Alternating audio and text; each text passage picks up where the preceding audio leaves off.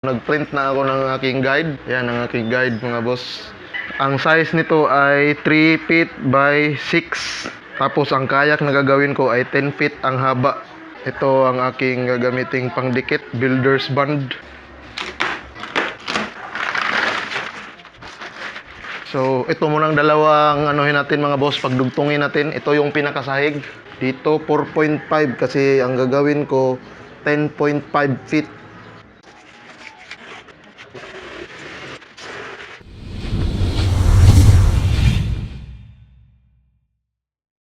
Ang kapal pala nito ay 2 inches. Tag 400 ang isa sa Mandawi foam.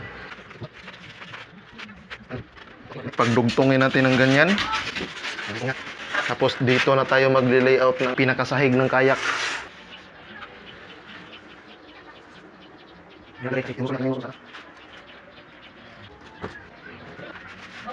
Ang width niya mga boss ay tama na siguro tong 34.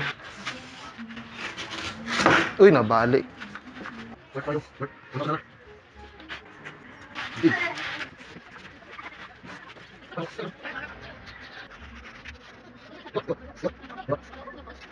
Yan, ready na. Ikat na natin yan mga boss. Yan na talaga ang shape niya. Subukan natin. Ito ang gamitin natin pang cut. Ay, ang hirap ikat.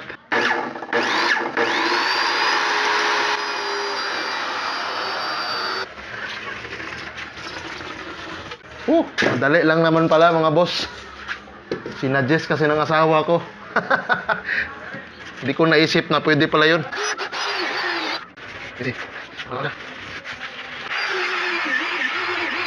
Yung sidings naman ang gawin natin.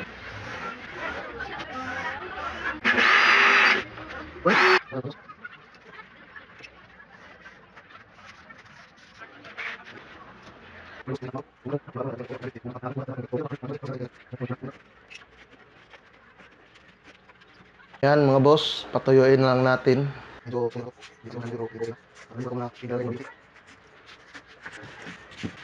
Tusukan natin ng stick dito para hindi siya mag-move dito banda sa gitna. Merong hahawak sa kanya. Dahan-dahanin lang natin to ng dikit dito, tapos lagyan ng stick. Ilagyan ko na dito.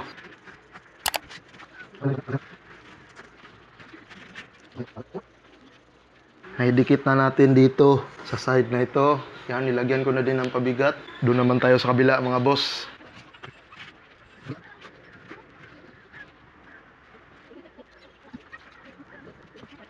Medyo nahirapan ako dito mga boss. Tingnan nyo. Nabali yung ating dinugtong.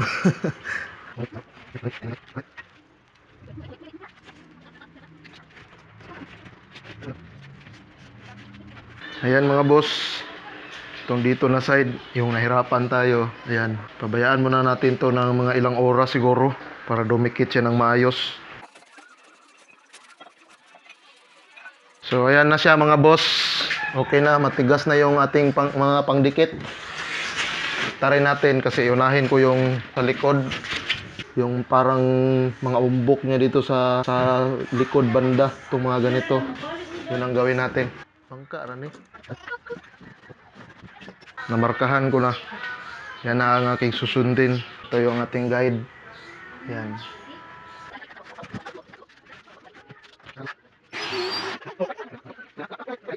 So itong dito banda mga boss. Yan, nilagyan ko nito. Ito ang mahirap gawin. Itong wala kasi tayong cutter. Siguro kung may cutter tayo, dali lang itong gawin. Ang ginawa ko ay kinaskas ko ng kutsilyo pa ganyan. So dito yan siya nakalagay para yung ating itong pang ano ng tubig, ito mangat konti ng ganyan.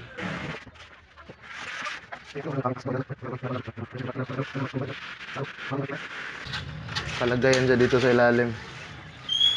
Yan. Para ayan mga boss, kita nyo dalawa na yan, gawaan ko na pati yung doon sa harap. So yan ang itsura niya, pero meron pa akong ipa-final dyan. Ito, hindi lang.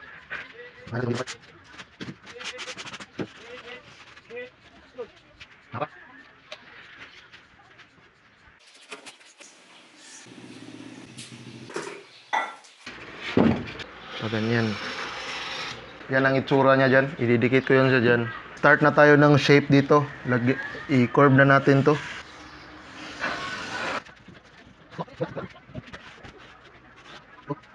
Yan mga boss, oh. Naglagay na ako ng mga tatak.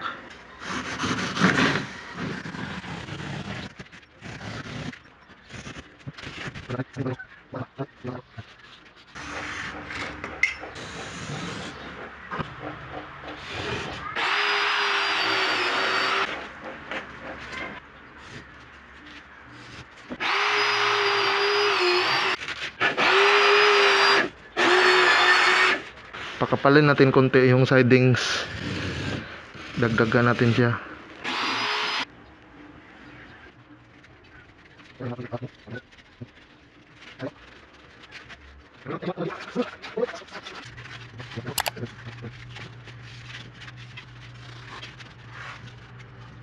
Malapit nang matuyo yan dyan. Tapos itong dito, ginawaan ko na rin ng sa bandang puwet.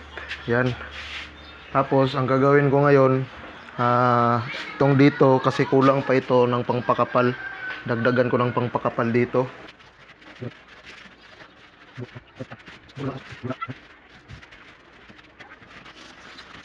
Yan, kumpleto na yan mga boss. Tama na yung kapal ng kanyang siding. Tapos ang plano ko ngayon, babaliktarin ko yan kasi ipoporma na natin yung kanyang dyan sa may baba banda at saka yung sa bandang puwet niya. Itong part na to dapat makopya natin. Ito yung ating reference. Tapos yan. So yan, simulan natin.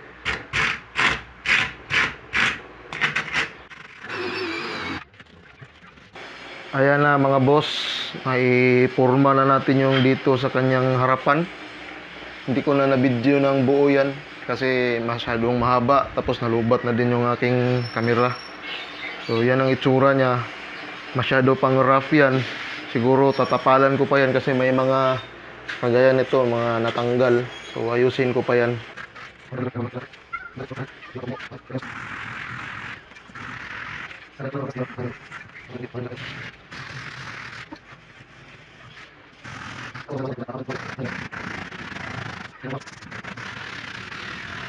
Yan na yung puwet niya.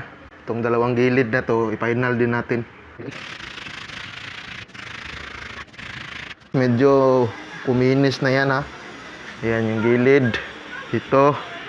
Ayan, makinis na konti. Ito ulit sa puwet din. Medyo may itsura na yung ating kayak. Simula nung ginawa natin to. Dadagdagan pa natin yan mga boss ng itong tira na to. Yan, ilagay natin yan dyan sa gitna, sa sahig.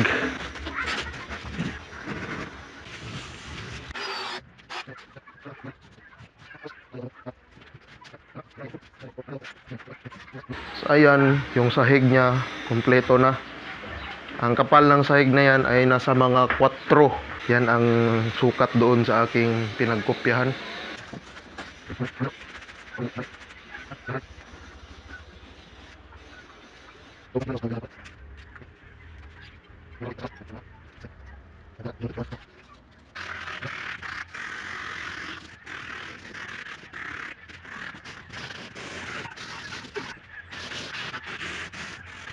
Maglalagay tayo dito ng rod holder, dalawa. Kailangan natin dito palakihin konti, patabain konti dito. So dagdagan natin to.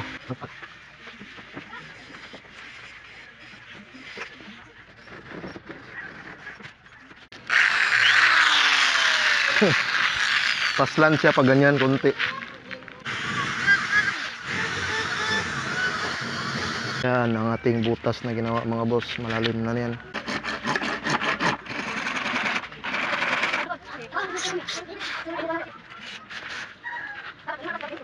Hindi ko na i-video mga boss.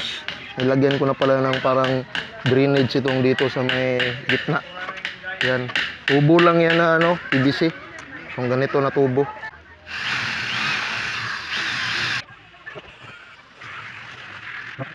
Ayan ang kayak na yan. Napurma na natin. May itsura na siya. Pa-final ko na lang yan ngayon bago tayo proceed doon sa pagbabalot. So yan, bumili ako ng upuan. Tinanggal ko na lang yung kanyang paa para dyan ko siya ilagay. Gawaan natin yan ng mounting dyan. Tapos lagyan ko pa ng dalawang rod holder dito, kagaya nung ginawa ko doon sa likod.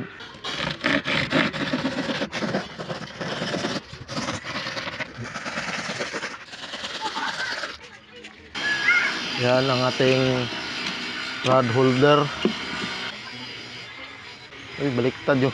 Pambihira. Bis na dito yung dikitan ko. Bakit doon? Ay, nako. Nako naman, mga boss. Yan, habang pinapatuyo natin yun, mga boss, lagyan natin to ng butas dito sa gitna para drainage ng tubig natin, no? So, yung tubig na galing dito, tutulo dito. Dito na sila mag-drain sa dalawang butas na to.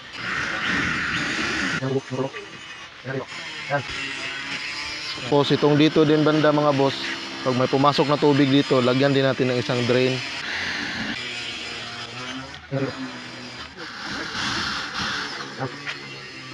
Yan, mga boss, ininit ko lang siya. Yan ang ilagay natin dito, pinaka-handle nya. Dapat kasi nakatago yan siya kasi meron pa akong ilalagay dito na pala. Dapat nakatago ito para hindi ito matamaan ng pala.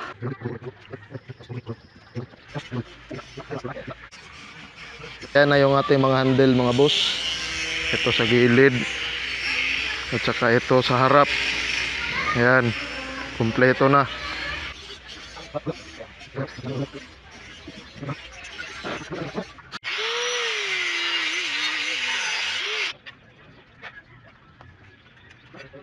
Tapos dito yan siya, mga boss. Ganyan yan siya dito. Ito, pupunta dito.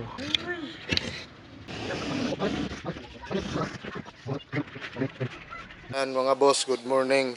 Yan yung ginawa natin kagabi noon. Abutan na tayo ng dilim. Yan yung patungan ng ating upuan. Pagka masyadong mababa tong posisyon na ito, pwede mo yun siyang ilipat dyan sa taas kung gusto mo nang nakaangat ka. So dito naman yung upuan mo. Yan.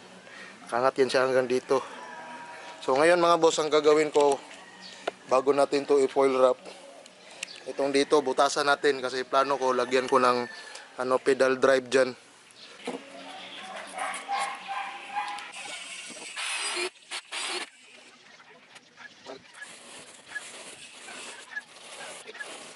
Ayan, mga boss, ang ating butas.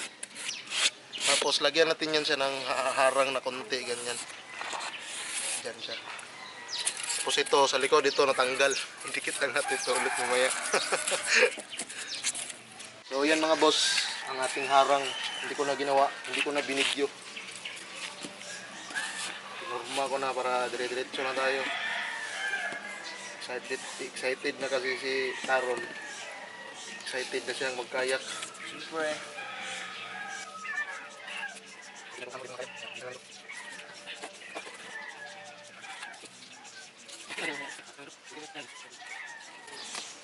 Uy, nagusan ko man nilagay. Dito ko nilagay. Diba?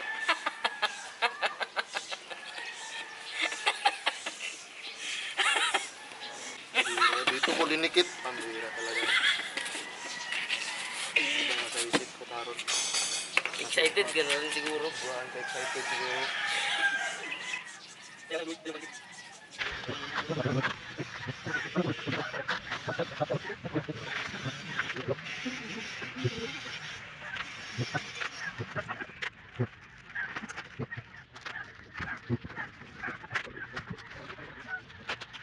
Mga boss, oh, yung mga butas, ayan lang, oh, plain na siya. Pag nilagyan mo nitong masking tape na to, or dito natin unahin. Sige, Itisin ko lang. baliktarin kaya natin ang foil para igulong lang natin. Mga boss, may problema kami. Yung foil wrap hindi siya dumidikit. So ang gagawin namin ngayon, pinturahan namin itong latex. Latex ang gamitin nyo, ha, wag yung enamel, matutunaw to. So lagyan natin na siya ng pintura na latex bago natin ilatag tong ating foil wrap. Parang ito na yung pinakapangdikit. Kung meron kayong glue, mas maganda.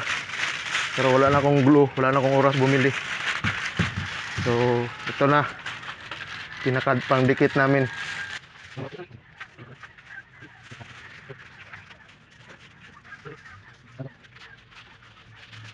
Mga boss, napagpasya na lang namin na itong masking tape na lang ang ilagay namin, mga boss, kasi sobrang hirap lagay ng foil. Mahirap siyang ilagay, madali lang din siyang mabutas, madali lang siyang mapunit. So buti pa ito na lang ang ilagay namin, itong masking tape. Hindi naman siguro yan kayang tunawin ng fiberglass.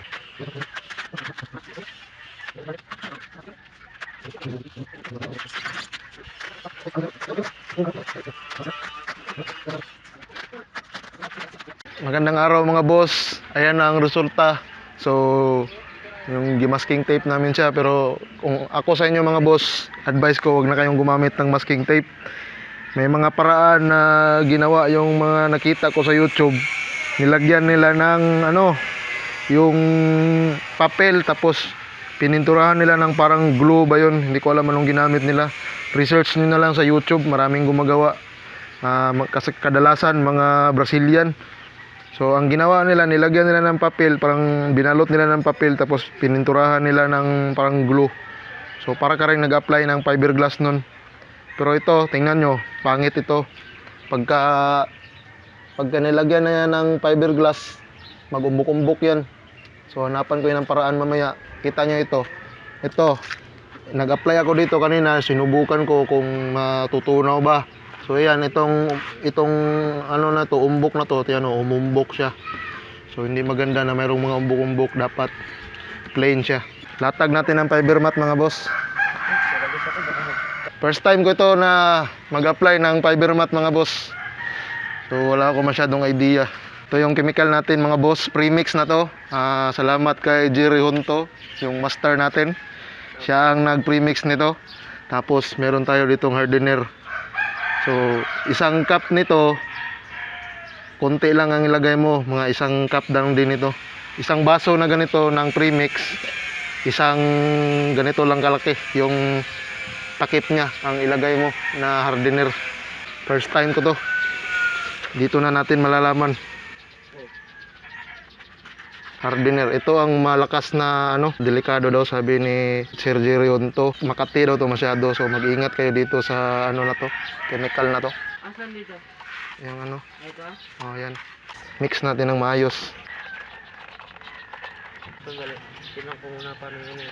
So medyo sa first timer na kagaya ko, mukhang mahirap siyang i-apply mga boss. So kanina pa pala ako nagre-record nang hindi tinatamaan tong ginagawa ko. Yan medyo malaki-laki na yung aking dito na part.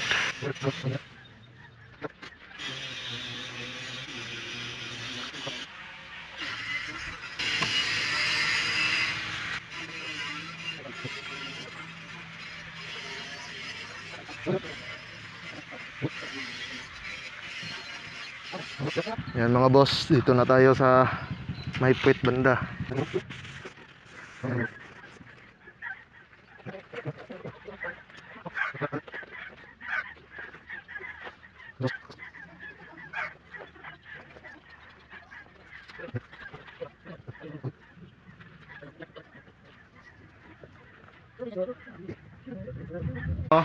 Natapos namin kagabi ng fiber, pero sa dilim, dahil sa dilim mga boss, ayan, kita nyo, marami kaming na-miss na mga lugar.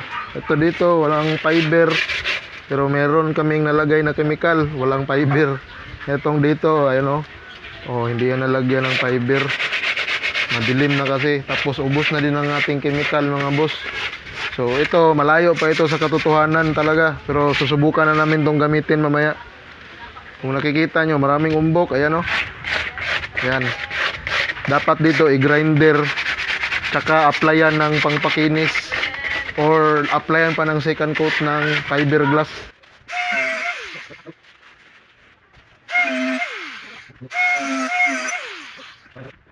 Ito mga boss, nabutas kanina. So lagyan natin to, kasi importante to na malagyan dito, na matibay siya. Yan mga boss, tapos na yung dito sa harap natin. Pero sa totoo lang, marami pa talaga itong i-repair mga boss. Applyan pa natin to ng pangalawang coating.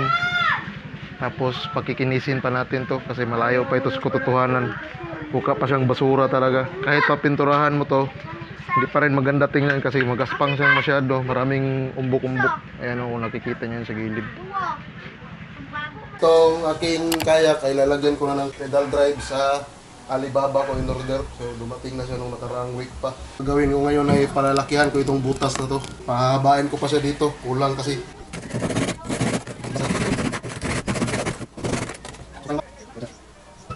Ganyan siya mga boss.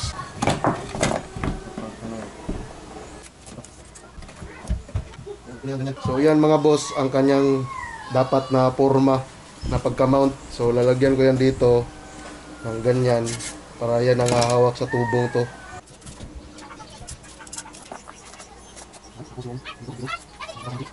Yan. Ang ilalagay natin dito sa loob mga boss, ito. Binilog akong parang fiberglass dito na ano. Galing, meron akong ganito kasi mga fiberglass, mga pira-piraso. Ang ginawa ko, inano ko sa apoy, dinarang ko sa apoy, tapos yan, binilog ko siya. Yan ang ilagay natin dito. Mamaya pag fiberglass natin, mahirap kasi fiberglass ditong butas na to. So hindi na natin ipa-fiberglass. Ito na siya yung mismo ang fiberglass. Dito na lang tayo sa labas magpa-fiberglass.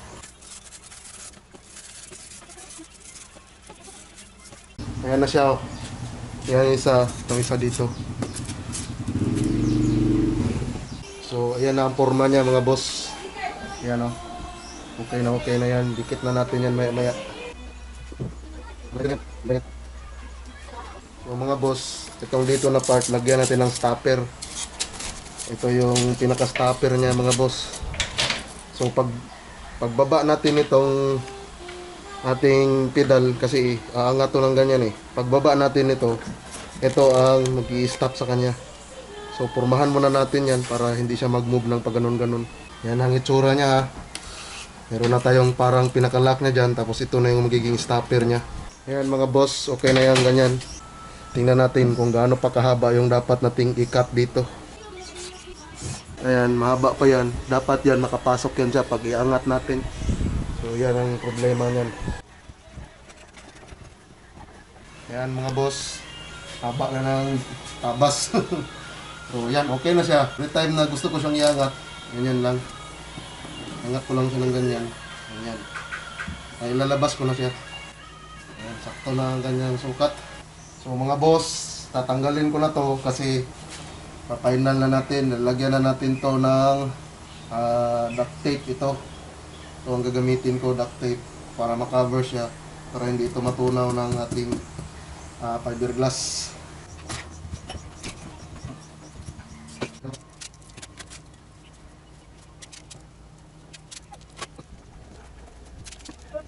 Ayan, okay na ang lahat.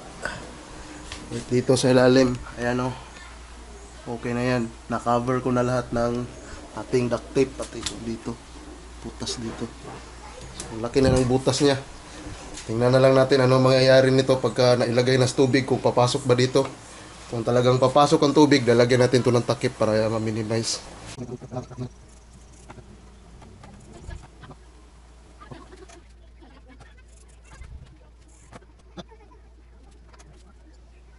Okay mga boss, tuloy tayo.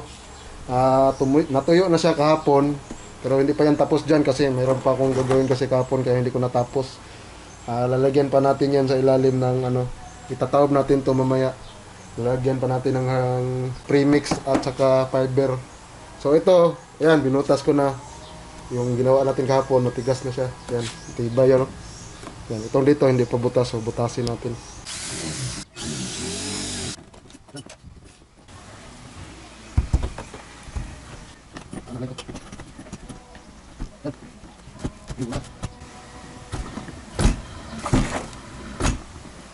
Yan ang problema ngayon.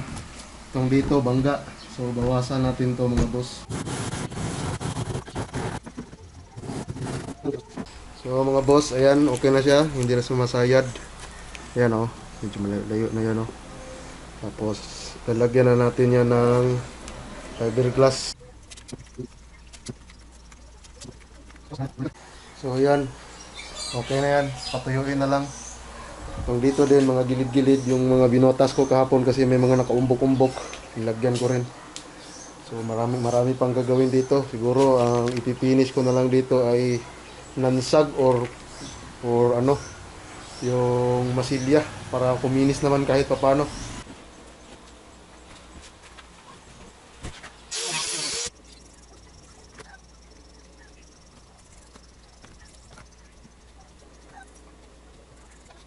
So mga boss, okay na. Ayan. Okay na dito. Marami talaga ang gulo-gulo niya tingnan mga boss. Pinturahan ko na lang siguro yan. Hindi na siguro yan pakinisin kasi kung nakikita niya no, kapal lang ilalagay mo na ano yan. Kung gusto mong kuminis to, makapal pa na nansag or epoxy. Ano ba ang gagamitin pang pakinis nito? Makapal. So siguro pinturahan na lang yan ng primer epoxy.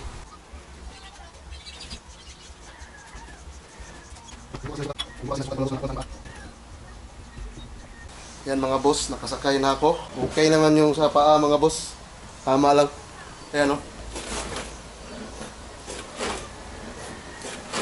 Tingin ko itong dito, papasok ang tubig nito mga boss. Kailangan ko itong hanapan ng paraan na malagyan siya ng pangtakip siguro. Kasi pag buga niyang kanyang ano, pag bumuga yan ng tubig, baka pumasok yan dito sa loob. Baka maraming tubig makapasok. Malayo nang mararating natin ito. Ayan mga boss oh. Saktong-sakto. Okay na okay siya. Yung pagka-mount natin, okay. Hanapan ko pa ng paraan to dito. Parang ano siya eh. Kumikilo siya. Hindi siya stable dito pero okay na siya. Ayan ang ating mounting. Kahit mahirap, naikabit pa rin natin.